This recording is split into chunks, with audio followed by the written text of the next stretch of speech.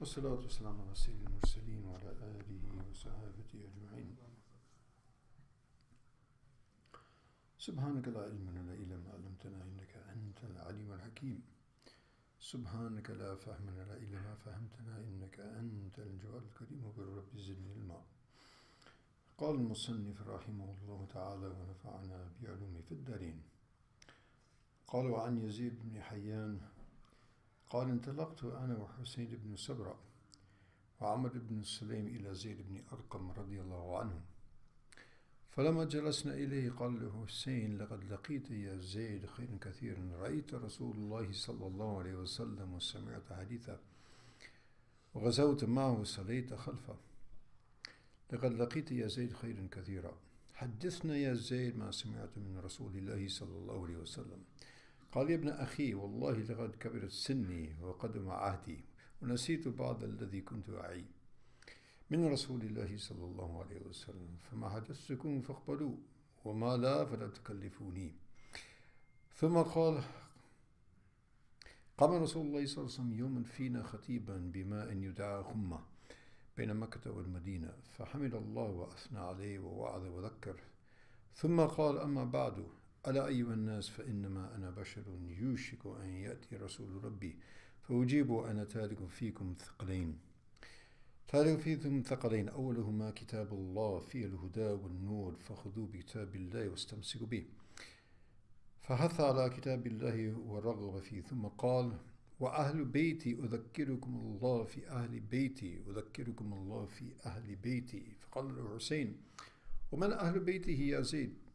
أليس النساء من أهل بيته؟ قال النساء من أهل بيته ولكن أهل بيته من حرم الصدقة بعده. قال ومن هم؟ قال هم آل علي وآل عقيل وآل جعفر وآل عباس. قال كل هؤلاء حرم الصدقة؟ قال نعم. رواه مسلم. في رواية ألا وإني تارك فيكم ثقلين أحدهما كتاب الله وهو حبل الله من اتبعه كان على الهدى ومن تركه كان على الضلالة. So a little bit long hadith, but the gist of it is quite concise and to the point.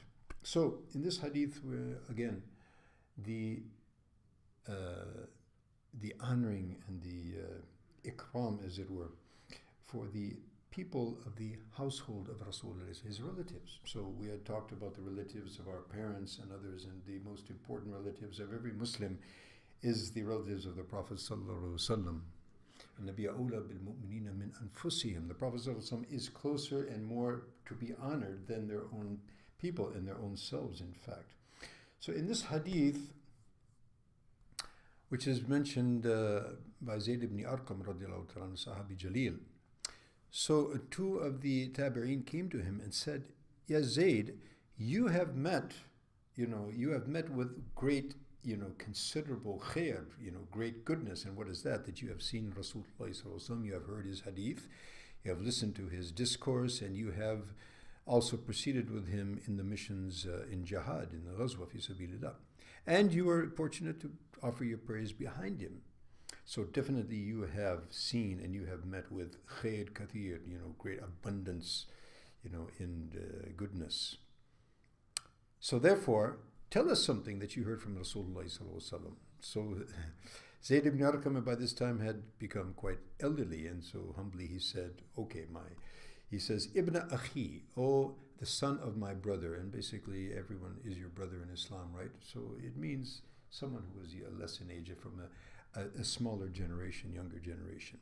So, oh, the son of my brother, by Allah, my years have advanced. I'm getting old, and it's been quite a long time since I've listened to the Prophet ﷺ, and I've actually forgot much of what I used to memorize from Rasulullah ﷺ. So whatever I tell you, take it, and whatever it doesn't, it's not present there with me. Don't make it hard for me. Don't give me a hard time. In other words, take whatever I offer and be content. So he mentioned something that he remembered of significance he thought they should hear. So he said that Rasulullah ﷺ stood up one day, khatiban, in other words, he stood up and gave a khutbah, addressed the people, in a place between Makkah and Medina, which is a water place, a well and a watering place, which is known as Humma. as khum.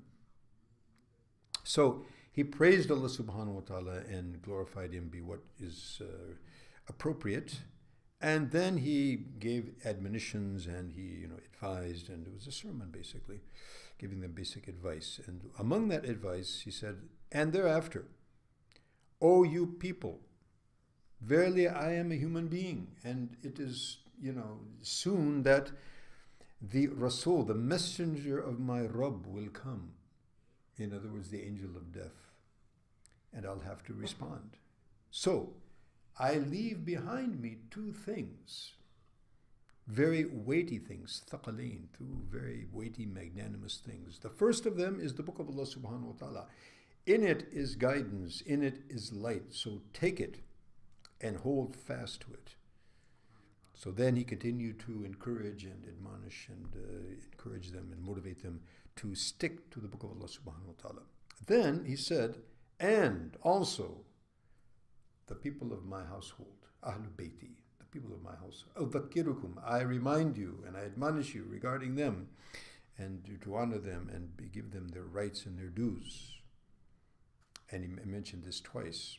I remind you, and I remind you of Allah subhanahu wa ta'ala. In other words, fear Allah regarding them. Khalid Hussein, so one of the tabi said, okay, so who are the people exactly, who are the people of the household of the Prophet sallallahu alaihi wasallam? Are not his wives, his nisa, his wives from the people of his household? Yes. He said, yes. His wives are from the people of the household. But actually what is intended here are those whom sadaqah is not to be given to them. Sadaqah meaning zakat and sadaqah, which is has the intention of taqarrub from that standpoint.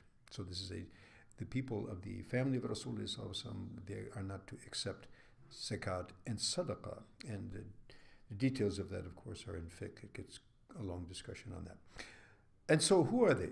So he said they are the family of Ali, the family of Aqil, his brother, and his family of Ja'far, the three brothers, and the family of Sayyidina Abbas, the uncle of Rasulullah.